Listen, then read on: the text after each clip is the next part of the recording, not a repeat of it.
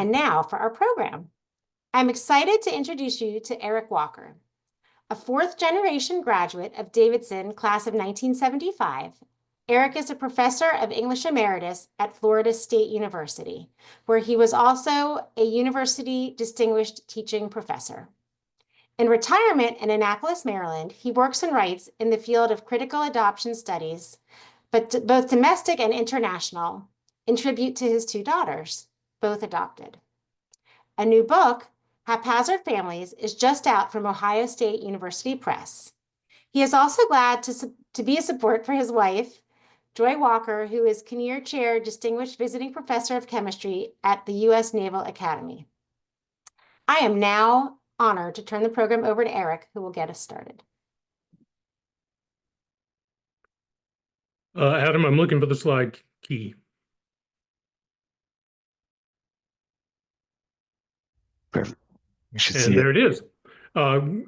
Thank you so much, Judith, and welcome to everybody, and thank you for taking the time on a basketball evening. Some of you may have screens tuned to the Duke game. That's okay.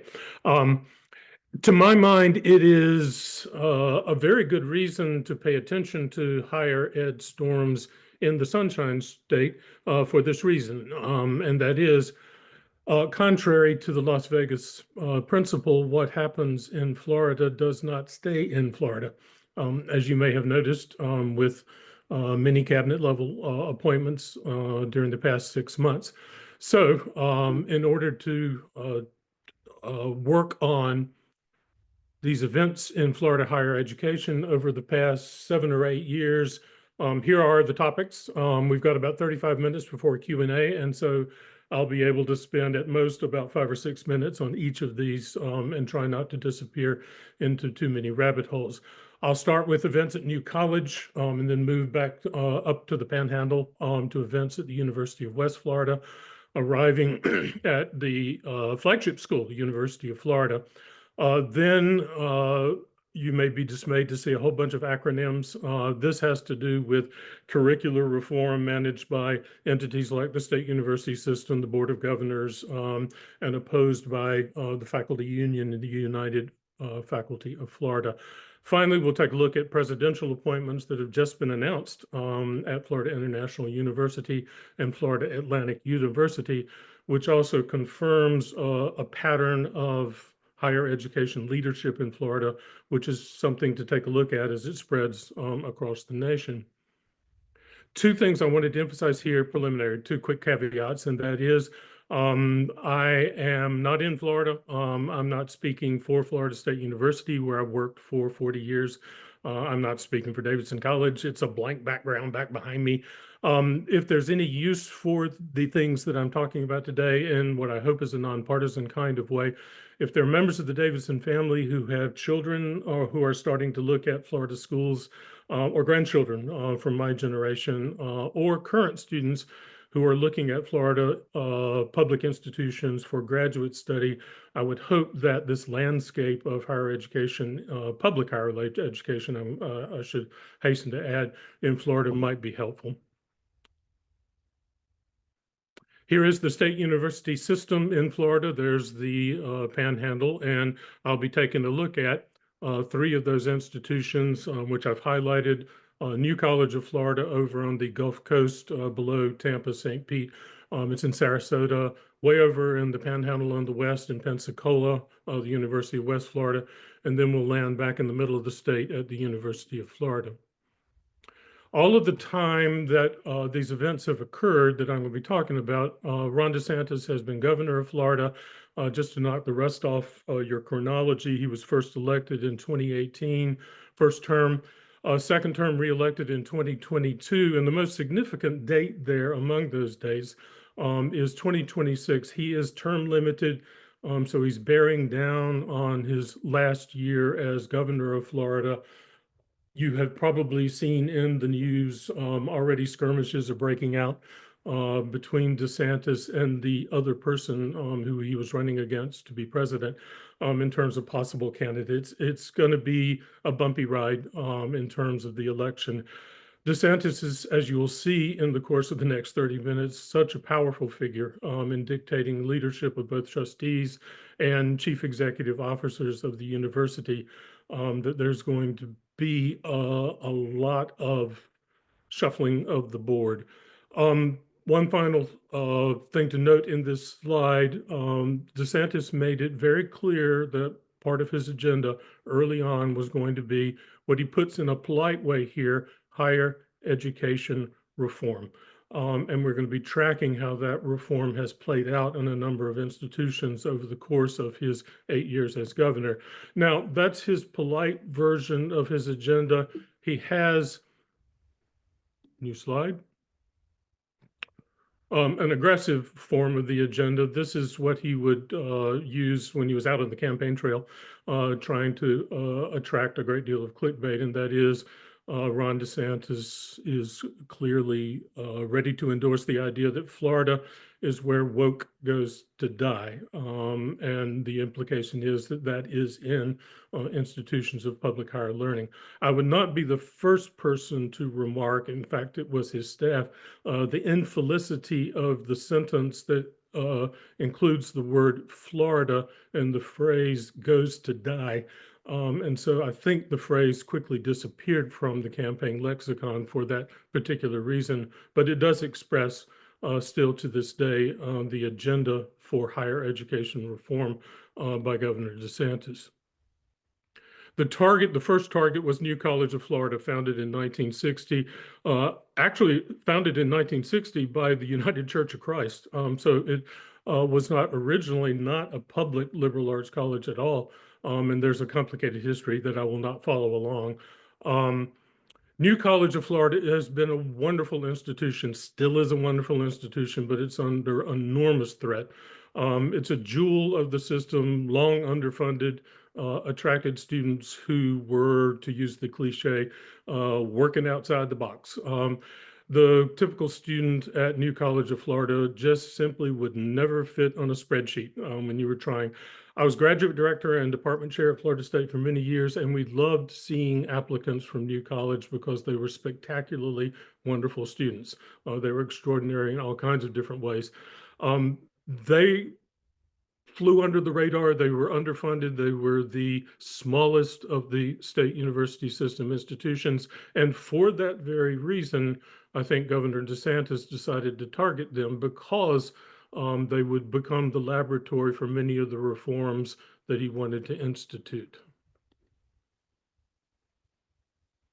I wanted to stress again that we are talking about public liberal arts as opposed to private liberal arts schools, of which there are a number of wonderful places in Florida.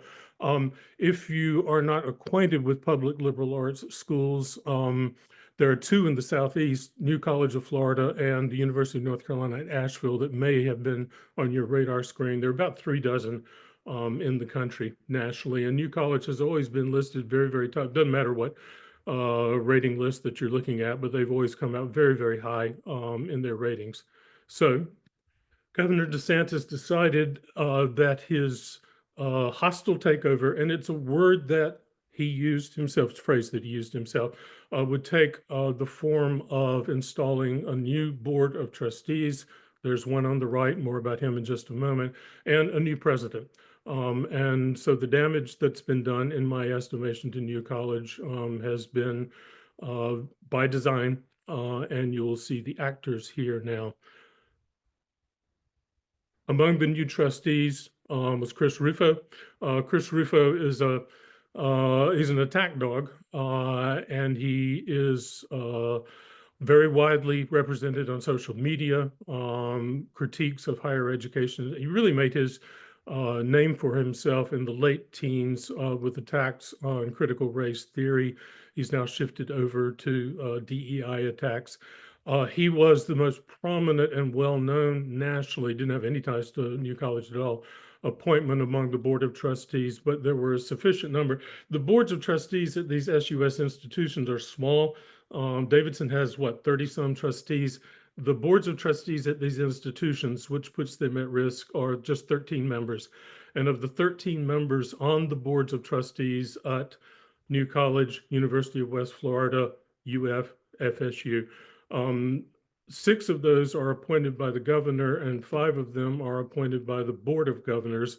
The last 2 are the president of the faculty senate and the president of the student body. Governor DeSantis has an iron hold on all of these appointments because he had these boards of trustees. He has the 6 appointments, but he also appoints all of the members of the Board of Governors who appoint the other 5. So you may be sure that the boards of trustees, the 13-member boards of trustees, have majority candidates who have been selected by Governor DeSantis. Rufo is making headlines more than many of them because his agenda is very, very clear that he doesn't speak of reform, but he wants to lay siege to the institutions. This is just a screenshot from one of the presentations that he's given at the Heritage Foundation, and more about the Heritage Foundation later. You know it's a bad day for your trustee meeting if you're a chief executive officer, if there is a police escort for your trustees coming to the campus for the meeting. I think that you can see, however, in the expression on Trustee Rufo's face that he is not displeased with the disruption that he has engineered.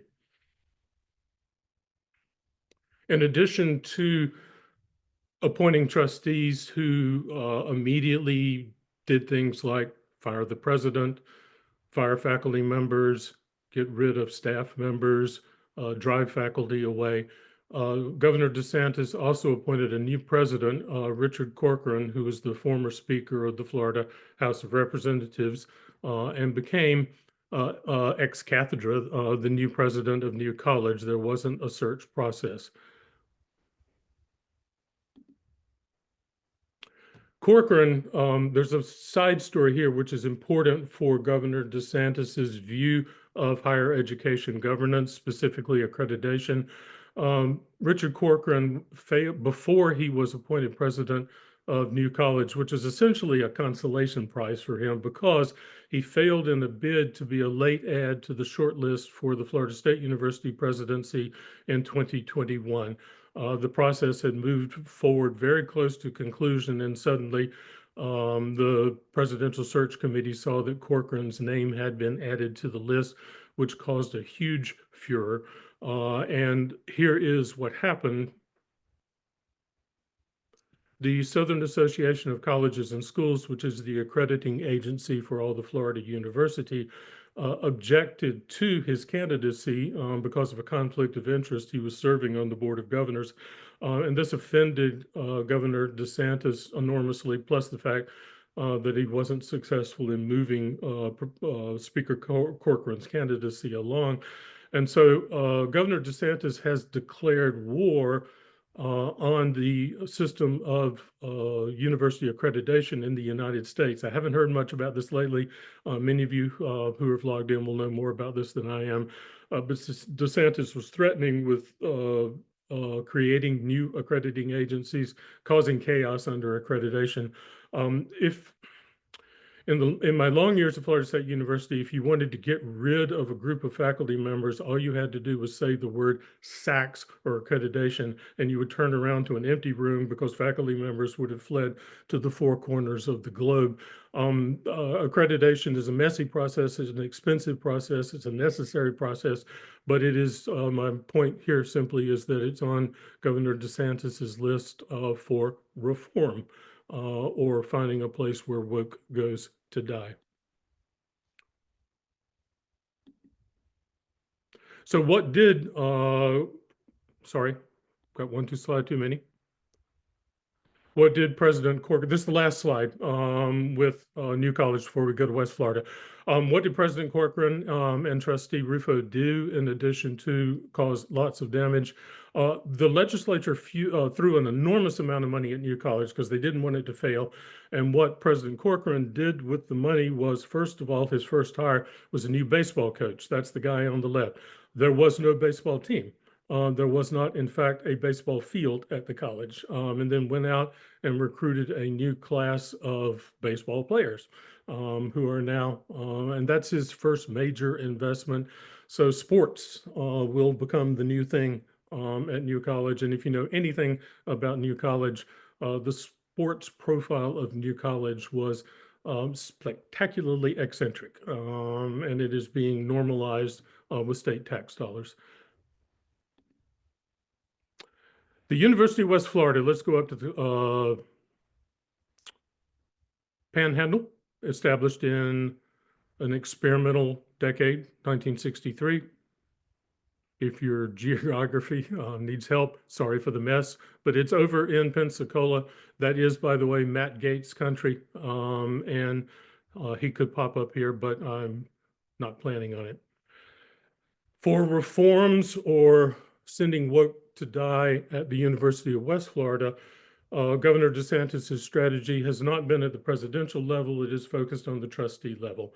And he is appointed, like Chris Rufo at New College, he has appointed an attack dog trustee at the University of West Florida who is on the right. And I'll now introduce him to you.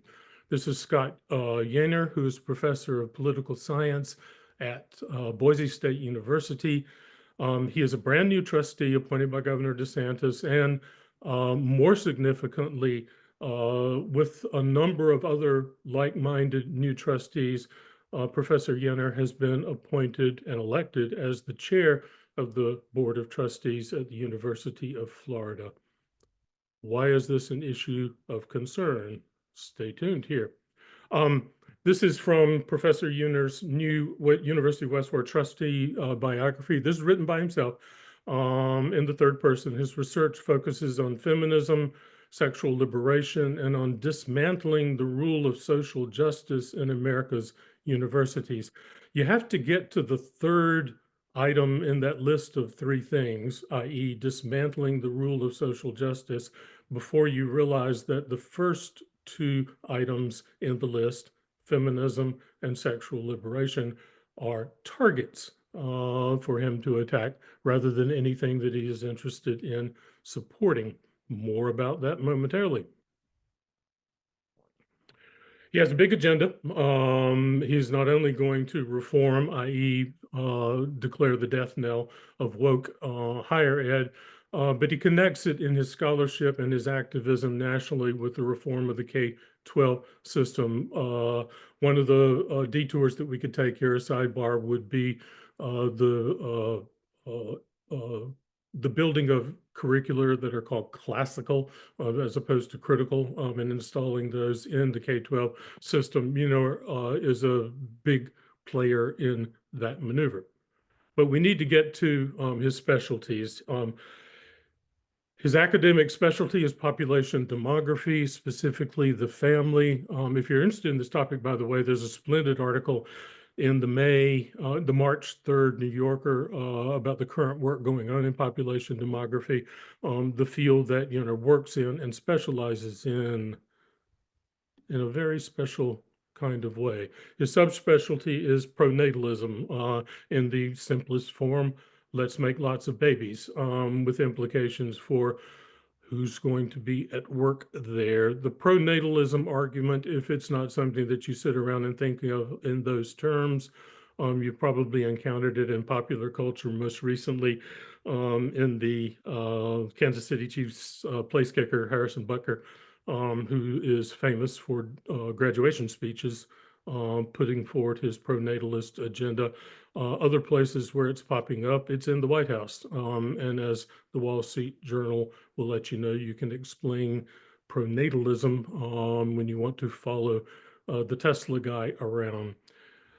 Where does this land at the University of West Florida in terms of student involvement and student welfare?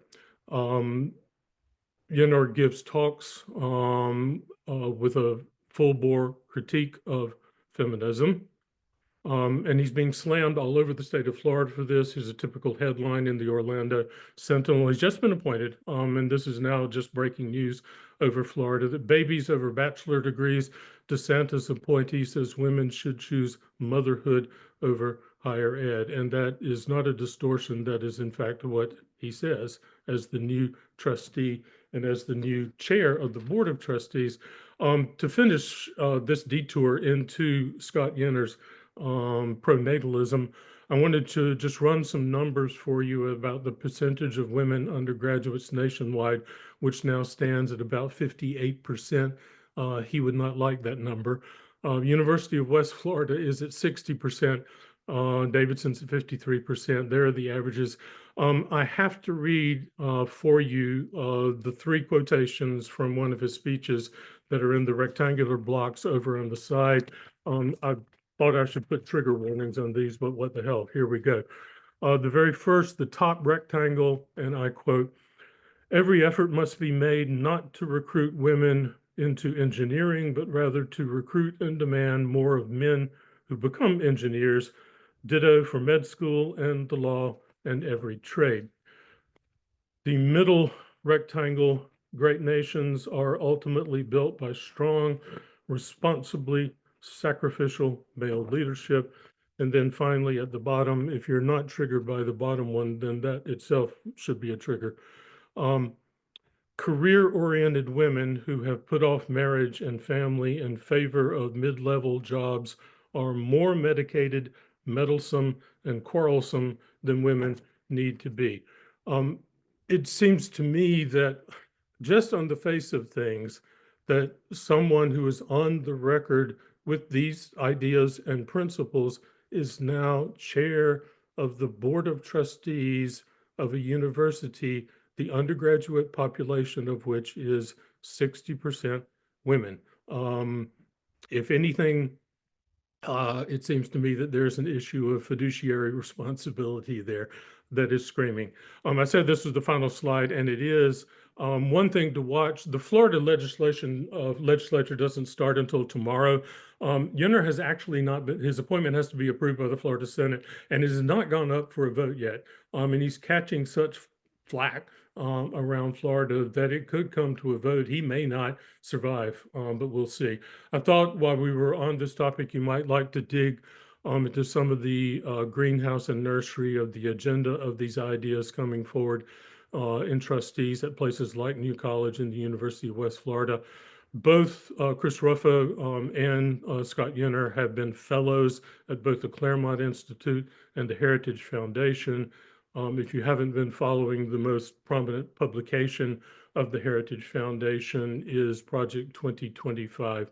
And so if you're connecting the dots, that's where the connections grow.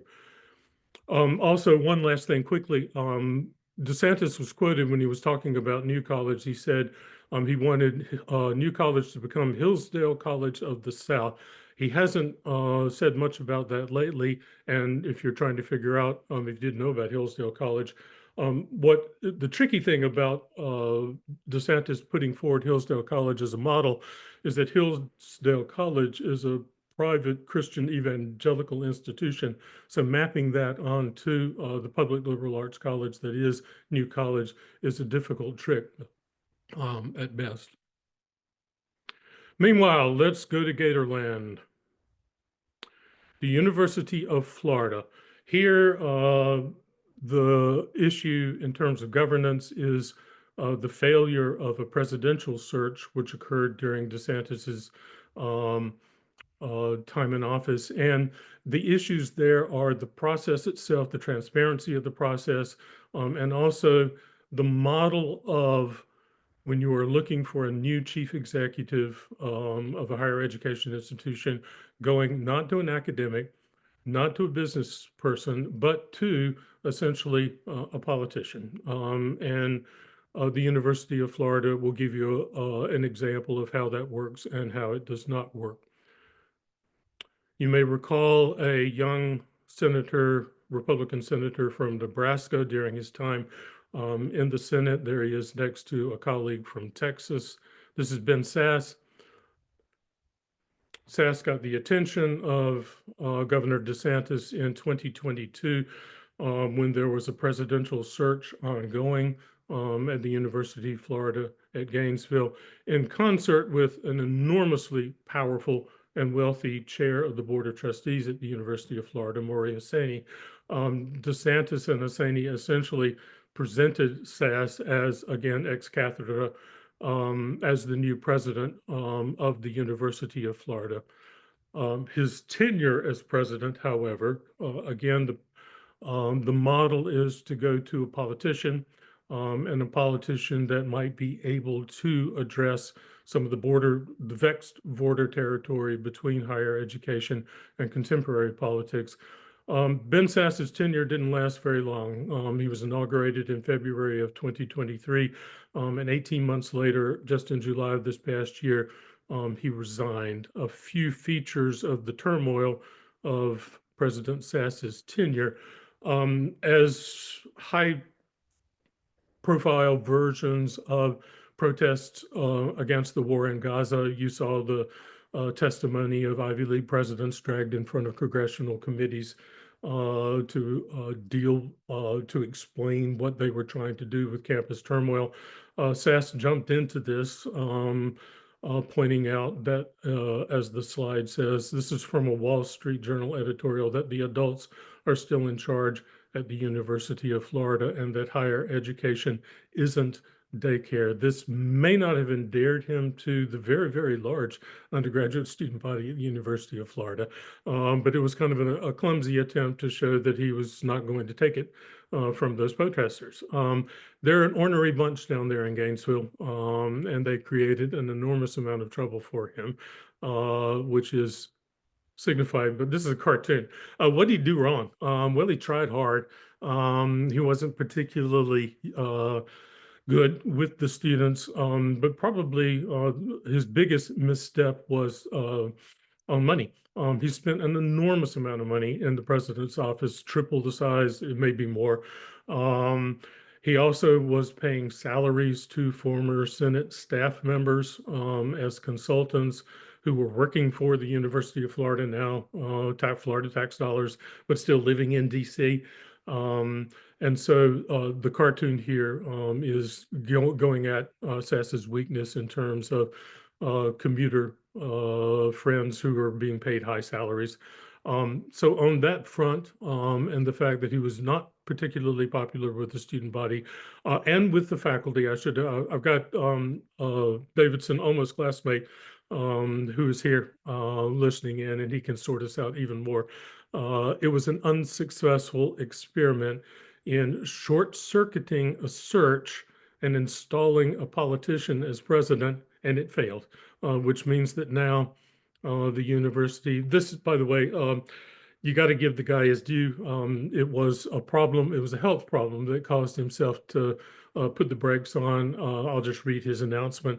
That his two wonderful daughters were in college. His youngest was turning 13, and Gator Nation needs a president who can keep charging hard. Melissa, his wife was diagnosed with epilepsy. She deserves a husband who can pull his weight, and my kids need a dad who can be home many more nights, which has now kicked the University of Florida into, yet again, a search for a new president. It's ongoing right now. You can log in and find out. Because part of the trouble with Sass's appointment was the transparency of the process, you can imagine there are many, many, many people watching this. And because UF is the flagship campus in the system, what happens in this search will signify in important ways for other searches, which will be ongoing. And you'll hear more about two of those at the very end of my time here. I have to out our host, Judith, here at this particular moment. Judith confessed to me that when you look at her diploma on the wall, it says the University of Florida. I've forgiven her for that. And this is my moment when I have to say, while University of Florida has floundered in its presidential search, I have to brag a little bit about the home team, Florida State University, and that is This is the moment in my presentation that you might catch a little bit of Schadenfreude, and that is, as I'm thinking about the trouble at Gainesville, I feel for them. But I also, in the words of La Rochefoucauld, in the misfortunes of our friends, there is something that does not displease us. So that's the dynamic that's going on. I would point out that in the year before the SAS search, Florida State was doing a presidential search. This is the search that DeSantis and others tried to slip Richard Corcoran, the new president of New College, in at the very, very last moment. That was unsuccessful. And the success of the search was that a very fine president, Rick McCullough, who's now in his 4th year at FSU, was hired. Didn't go to the politician model, didn't go to the CEO business model for a chief executive, stuck with an academic model. And you'll see in the side that McCullough, who is an organic chemist trained at Johns Hopkins, he was, when he was hired, vice provost for research at Harvard University. Good on you, FSU. Meanwhile, acronyms, this is terrible. The Board of Governors, which is the acronym, says everything about it. The state university system. DEI is what you've heard too much about lately, diversity, equity, and inclusiveness. And UFF is the University Faculty of Florida. This quickly, as part of my presentation, has to do with curricular reform. The Board of Governors has now sent a directive out. Here comes the directive from Chancellor Ray Rodriguez. The attack on courses which emphasize diversity, equity, and inclusiveness has been a top-down Board of Governor managed approval renovation of the general education course list. They are very proud of this. This has happened. Lots of courses have been tossed on the wayside.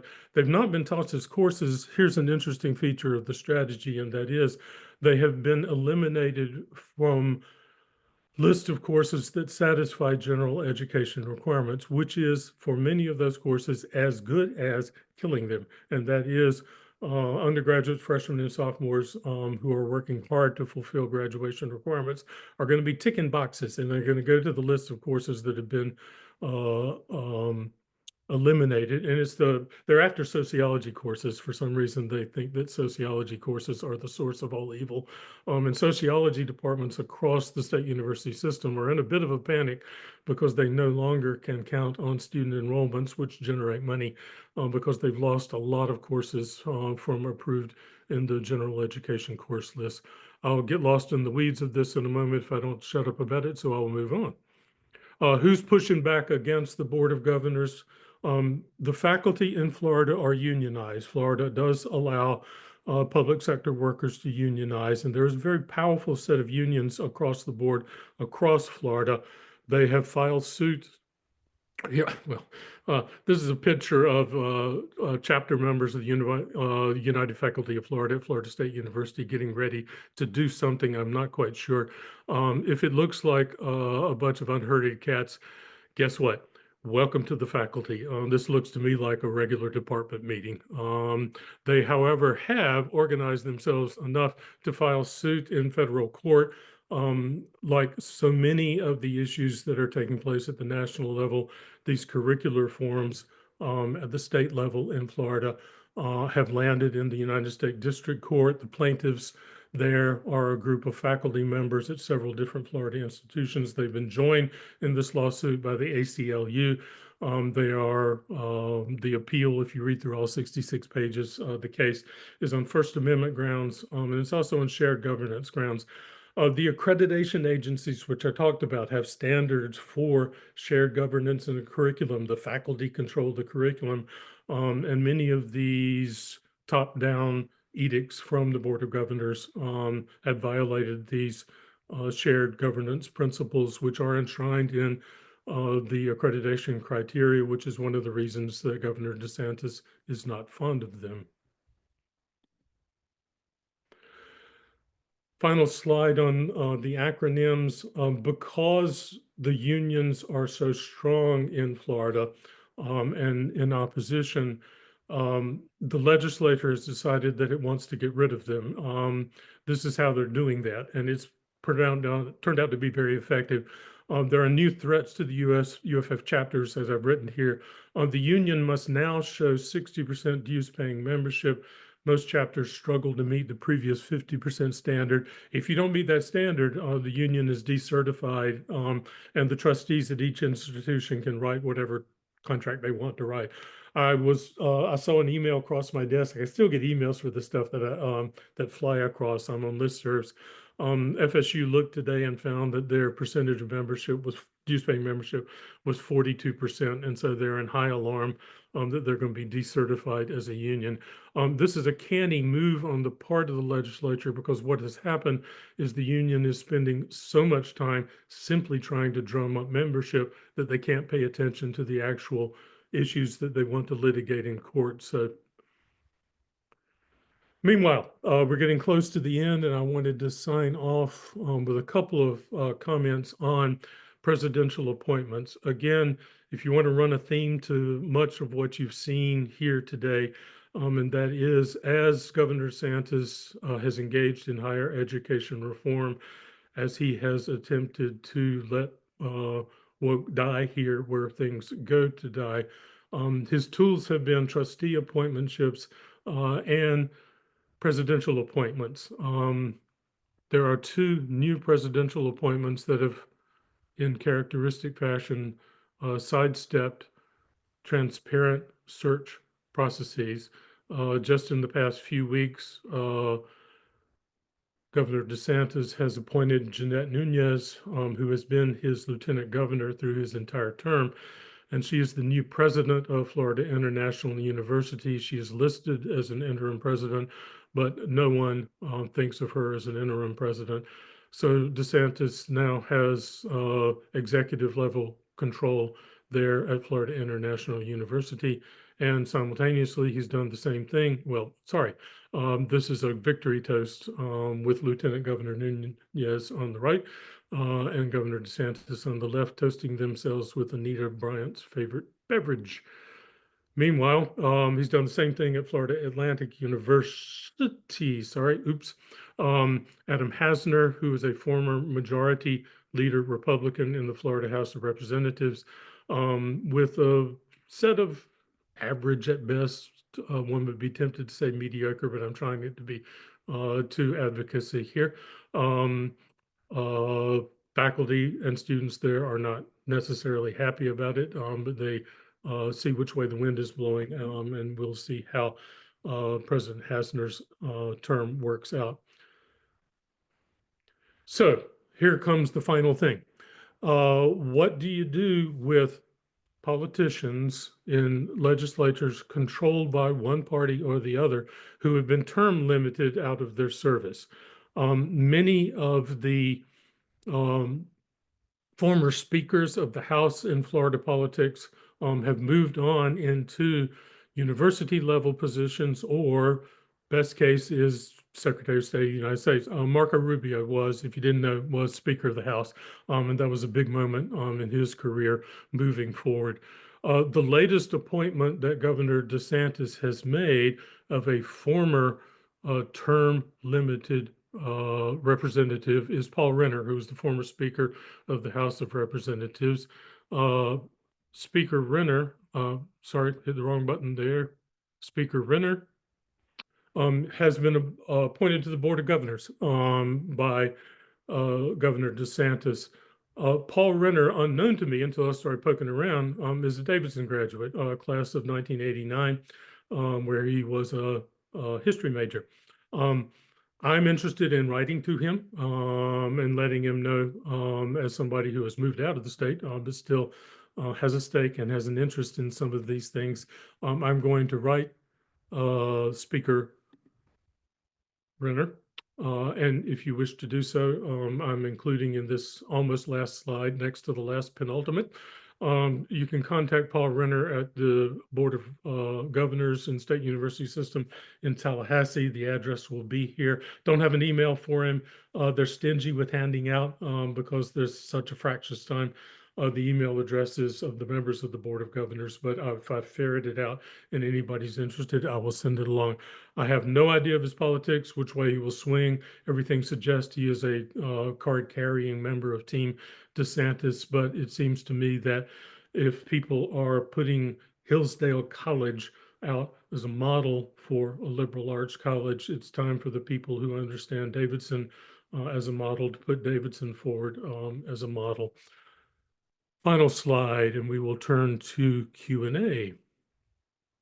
When I went to Florida for my first job in the early 1980s, this was the official Florida tourism motto: Florida, the rules are different here, which I still love. They got rid of it in a couple of years when somebody pointed out to them that there were just way too many levels of irony that were hovering over this set of language about Florida. I love it because of those levels of irony. And Florida is, for me, especially a place where the rules are very, very different. Judith, I'll request your aid here, and we can go to some Q&A. I'm looking now. Okay, so there's questions in the Q&A. You want me to help sort through them, Eric? I can read a question from my classmate, Ben Foxworth. Perfect. There At you the go. time, Yep. I read that New College quickly lost 40% of its faculty. Do I know the numbers for the student body? What argument do they make to get alumni to donate and endow the school? I don't know the numbers at the moment. 40% sounds about right. The student body hemorrhaged, a lot of transfer students. That was essentially part of the target to go to a small school because it does not have a large alumni base. They can't, there are, I think, people who have logged onto this presentation who are part of the wonderful alumni who are fighting back, but there are not that many of them, and that's part of the problem. It is not an accident that the DeSantis administration chose the University of West Florida, which is after New College, the second smallest school in the system. They're not going after FSU and UF with huge alumni bases, which will start screaming and yelling. I'm just scrolling down and taking a look to see Bill Green from my class asks, what's the fallout of faculty members as a result of the debacle of government assault on my head? Are they leaving Florida? By the way, I thought we were having problems with political overstepping in North Carolina, not touching that, but I realize we have little to complain about yet. As somebody who's done an enormous amount of recruiting over the years for hiring, you may be sure that in competitions for the best new faculty members in fields, it's sort of like football coaches who are saying, well, you know, Coach Bowden not going to be alive much longer, and you really might think about going someplace else. The competitive hiring that is occurring, people are pointing out that Florida is a place where you might not want to go, and that's happening a great deal. Also, there are faculty members who are being poached who want to get out and are happy to go out. And so it's a big problem. Let me get a gator here. I mentioned my almost classmate, Bill Link, from the class of 76 at Davidson. Bill, are you interested in unmuting so that we can actually hear a gator here? If not, I can read your question. Sure, yeah. Can you hear me? Can we get Bill? Yeah, we can hear him. See if he wants to. Yeah, there we go. Can you hear me now? I can hear you. We can hear and see you. Okay. Yeah, my question Here's had Bill. to do. Yeah, go ahead, Eric. What were you gonna say?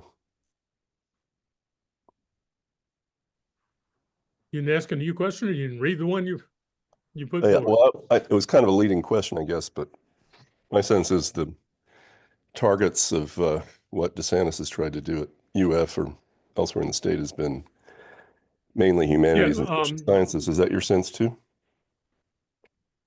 The humanities in general, the DEI, social sciences and the humanities. I mentioned to you that sociology is running scared across the entire system because they're going to lose those general ed courses, which brings, it's a huge part of their income. In other words, if I were a graduate student, if I were looking at graduate programs in social science, in sociology in particular, Gainesville has a wonderful program, Florida State has a wonderful program, but the income stream for those departments is going to be seriously compromised by the DEI efforts that are coming down, and their budgets are going to be crashing. And those are the budgets that are providing stipends and support for graduate students. So it would be something that I would be concerned about. History programs, humanities programs in general are suffering because of those attacks on the curriculum. Yeah, thanks. Let me get Marie Young. I will read.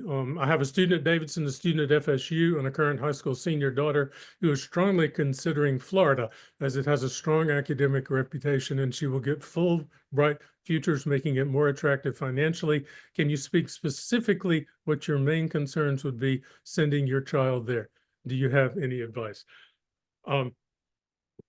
Florida's wonderful and the program is wonderful. Get in the honors college. In other words, all of the large institutions, Florida State, South Florida, University of Florida, are essentially running within the large institution, small honors colleges, liberal arts colleges within. FSU. So my advice has always been to the students who are saying, well, I don't, it's huge. Well, you can have the advantages of huge university, and you can also have the advantages of small classes taught by faculty members, tenure track faculty members, rather than graduate students, even though graduate students do a good job. And so Florida would be wonderful. I don't think this is going to have an enormous amount of impact on freshmen, sophomores. It's going to have the biggest impact on graduate students in terms of funding. It's going to have an effect on juniors and seniors that are in programs that are need accreditation, law school, engineering programs. And if the accrediting agencies start to be upset at some of the backdoor dealing that's going on, that could be an issue. So depending on what, the Bright Futures is a great program, and you can get a wonderful education at a very, very, very nice cost. Jerry Godby here from 74. Hi, Jerry. Are these moves in Florida affecting student recruitment?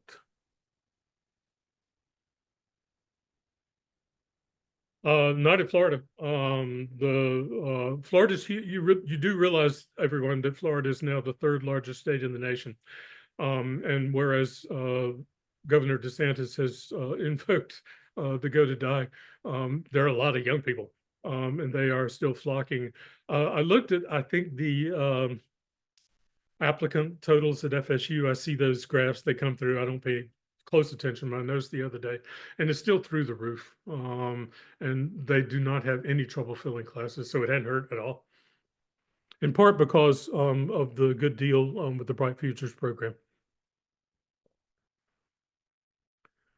My former colleague, Jen Wells, who is a faculty member at New College. Let's hear from a faculty member. Jen says, thank you, Eric, for this presentation. And you're very welcome. I've been a faculty member at New College for 11 years. Before that, I was FSU directing the Reading Writing Center. And for some of that time, you were my department chair. Yes, I was. My question is, what do you think those who have been at NCF through the takeover can offer higher ed in general at this moment? Faculty, staff, and alums, we have 2 years of experience with what many are just now waking up to. Thank you. Thank you for enduring, and you've got war stories. You'll be able to tell us how these changes have landed on your desk and what a difference it's making in your lives. And we would love to hear more from you. Here's Benjamin Brown. Also, is this a New College connection? What is your impression of the quality of Florida State University system? This is the SUS system in comparison to other state university systems such as UNC, SUNY, and the University of California. well, I worked in it and tried to make it better for nearly 40 years. It's a good system. It like the California system, it has a lower tier, which is the college system, which are all the community colleges. Um, to be a chief executive officer of one of these institutions is crazy. You've probably seen the news about the fairly recent appointment up through the ranks to be the president. I've forgotten his name now, of the University of Texas at Austin. After just 2 years in the job, has stepped aside to go private and to become president of Southern Methodist University. That right there is a telling sign of why good people are running away from sitting in the chair running the show at institutions like UT Austin. If you're at Chapel Hill, if you're at Berkeley, you're up late at night, especially when part of the agenda is making outlandish threats about taxing endowments, for example. And you can go into Project 2025 and other assorted documents with people throwing around numbers like 20% taxes on endowments, 35%, just crazy stuff. Which if you're one of these presidents and you wake up at 3:30 in the morning, that's what's keeping you awake.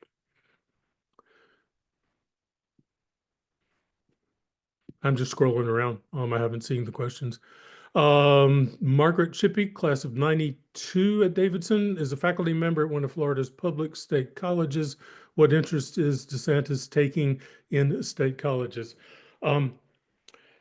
He's in the clickbait. It'll get him, he wants to work on the top tier because those are the people that will hit headlines. But if there are jobs open for term limited legislators, there's a place to put them. And so I would watch executive level appointments at the college system within Florida.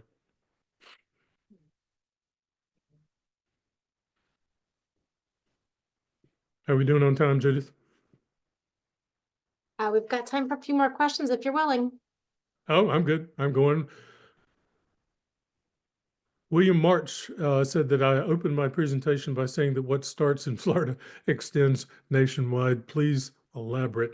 I was assuming that you could probably fill in some of your blanks and that is if you start taking a look at the people that have landed hugely influential essential jobs in Washington in the past 3 months. Pam Bondi, the Attorney General, comes out of Florida politics in Tallahassee. Marco Rubio, the senator, started as Speaker of the Florida House of Representatives. Do you know about Susie Wiles? Susie Wiles is, look her up. She's the gatekeeper in the Oval Office now. And people who were worried about things going a little crazy in the Oval Office have said she's the sane one that'll keep things going orderly. Susie Wiles' career is deeply embedded in Florida politics. So there, I mean, the evidence is all over the place for the spread of Florida-trained politicians moving into absolutely central places of national influence. Sean Hunter says, thank you. You're welcome, Sean, so much for this informative talk. I'm curious if you thought about DeSantis's announcement on 220 Floria, Florida DOGE Act and university audits aimed at faculty course catalogs may involve AI searches. Have SUS audits occurred before? How does this relate to and extend? DeSantis says, I'm going to get out a chainsaw and do the same stuff here in Florida. We've been evaluated over and over annually, semi-annually, monthly for my entire career. So it's nothing new. Now there's just a group of kids that can go through and do quick searches of syllabus materials for the words diversity and equity and inclusiveness. And if you happen to have a syllabus like I may have had saying, let's take a look at the really diverse poetic verse forms of Gerard Manley Hopkins, I get a syllabus flagged because I got the word diverse in it. And you have to fill out a form explaining why you did that. And so there's a lot of busy work, but it's also because It's a way of identifying targets of things that people find for one reason or another unsettling or offensive, and to go after those targets. And there are people whose positions, whose jobs are at risk, who are hazardous, who are going to, and this is part of the strategy, will keep their heads down.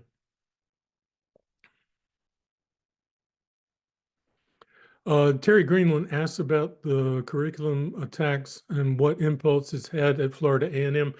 Florida A&M, the wonderful jewel of HBCU in the Florida system. I haven't had a chance to take a look. They've stayed off the radar screen. Because they are a smaller school, I would have predicted that the DeSantis strategy of go small, go small, go small because they can't fight back might have gone after FAMU. But they appear to have decided that they just don't want to stir that pot, which I'm glad. I'll take a look and see what's going on at FAMU with their curricular revisions. Good question.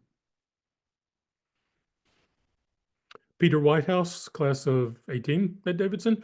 Have there been any notable impacts to top private Florida liberal arts colleges such as Rollins or Eckerd? Would there be any potential concerns for them moving forward? As far as I can tell, DeSantis is completely uninterested in the private institutions. Miami would, of course, be the most the prominent private institutions. I'm connected at Eckerd, by the way. One of my daughters went to Eckerd. One of my father-in-law's on the board of trustees. So I keep an eye on things going on at Eckerd, formerly Florida Presbyterian, with its important roots at Davidson. If you know the Davidson connection, John Bevan, who was vice president for academic affairs for the class of 75 during our time at Davidson, came to Davidson from what was then Florida Presbyterian and what is now Eckerd College. I don't see any effect right now on the private schools like Rollins and Eckerd and Miami and Florida. It seems to me that Team DeSantis is perfectly happy raising hell over in the state university system. Maybe just one or two more questions, Eric. Jane Campbell, class of 87, given your married relationship to the Naval Academy, do you have any similar threats to the faculties at the academies? I haven't seen any news about it. Davidson alumna and retired Navy officer. Funny, you should ask. My spouse is she's a brand new appointment at the Naval Academy, but with a big endowment, and she's a distinguished visiting professor of chemistry.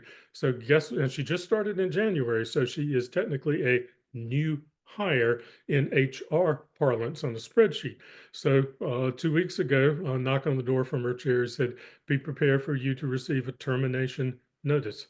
It hasn't happened yet, but because on the protocol that is being put together by Elon Musk and company to get rid of federal workers, there is a termination notice hovering over my household at the moment. They haven't terminated anybody yet, and they seem to have perhaps backed off it, thinking that firing people from the military service academies might not be their best idea, but stay tuned. We simply don't know.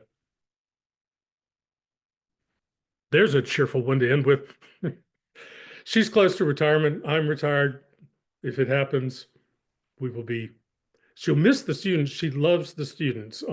My final comment, and I will shut up, Judith, and that is, she's taught at a lot of public institutions from community colleges on up through all kinds of places. She's at the Naval Academy. She's only teaching one course because she's a distinguished research professor, but it's only 20 students. They are plebes in general chemistry. When she walks into the classroom, they are already there. They're all wearing the same daggum thing, and they stand up. And she didn't know what to do with them until one of them says on the first day, "Say as you were," and then they all sit down.